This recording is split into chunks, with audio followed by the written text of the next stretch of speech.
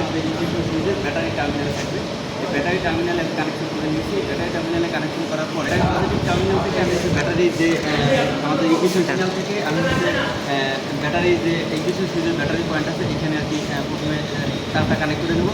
তারপরে নেক্সট হচ্ছে আইজি অর্থাৎ ইকুইপমেন্ট সুইচ থেকে প্রথমে হচ্ছে আমি এই তারটাকে নিয়ে আমাদের যে ব্লাস রেজিস্টার আছে এই ব্লাস রেজিস্টার ইনপুট পয়েন্ট আমরা আর কি পজিটিভে কানেক্ট করে নেবো। তারপর সেকেন্ড যে পয়েন্ট আছে সেকেন্ড পয়েন্ট থেকে আমি হচ্ছে এটাকে আমাদের যে ইকুইপমেন্ট কয়েল আছে ইকুইপমেন্ট কয়েল প্রাইমারি পয়েন্টে আর কি কানেক্ট করবো। তো প্রাইমারি পয়েন্টে কানেক্ট করার পরবর্তীতে আমরা প্লাস কানেক্ট করলাম না পজিটিভ।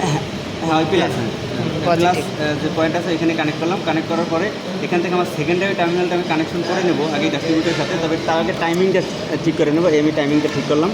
আচ্ছা টাইমিংটা কীভাবে ঠিক করলে এটা বোঝার জন্য আমরা যদি ডিস্ট্রিবিউটারের ভিতরে ক্যাপটা খুলে আমার সিবি পয়েন্টটা যদি দেখি যে টাইমিং যে আমাদের ডিস্ট্রিবিউটারের যে সিবি পয়েন্ট আছে এখানে যে মার্কিং আছে এই মার্কিংটা যদি ঘুরে এনে এই যে অর্থাৎ এখানে ধাক্কাটা আছে এই ধাক্কাটা পয়েন্টের সাথে এই পয়েন্টটা আমাদের মিলবে।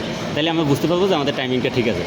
আর টাইমিং যেখানে থাকবে এই সিগমেন্টটা হবে আমাদের 1 নম্বর সিগমেন্ট। এই যে আমাদের এখানে সিগমেন্ট আছে এই যে সিগমেন্টগুলো আছে 4টা সিগমেন্ট। আর এটা হচ্ছে আমাদের কার্বন দণ্ড যার মাধ্যমে হচ্ছে ভোল্টেজ আউটপুট হয়। আমাদের এখানে যে আমাদের সিগমেন্ট আছে সিগমেন্টের সাথে তাহলে আমাদের 1 নম্বর এইটা আমরা বুঝতে পারবো। এই যদি কানেকশন করে দেই এই আমাদের কানেকশনটা ডান কমপ্লিট। এইখানে টাইমিং ঠিক আছে। তারপরে আমার এখানে প্রথমটা 1 নম্বর, তারপর যেহেতু রোটেশন ক্লোকওয়াইজ তাহলে এটা 2, হ্যাঁ এটা 1, তারপরটা হচ্ছে যেহেতু আমাদের ডানে ঘুরবে ক্লোকওয়াইজ তাহলে পরেরটা 2, তারপরেরটা 3, তারপরটা 4। এভাবে আমাদের ক্যাফে মার্কিং করা থাকবে। এই মার্কিং ওয়াইজ আমরা 1, 2, 3, 4 এই 4টা পয়েন্ট এখানে কানেক্ট করবো।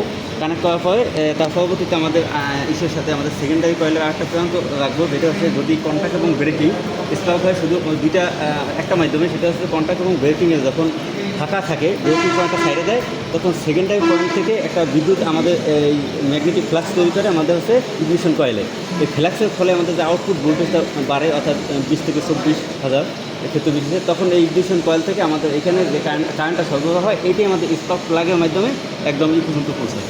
আমাদের হচ্ছে গাড়ির সিলিন্ডার বয়ে পৌঁছায় এবং গাড়ি স্পার্ক হয়ে এয়ারপ্লেন স্পার্ক হয়ে আমাদের গাড়ির ইঞ্জিনের শক্তি পাই। আচ্ছা বলেন, সবাইকে ধন্যবাদ।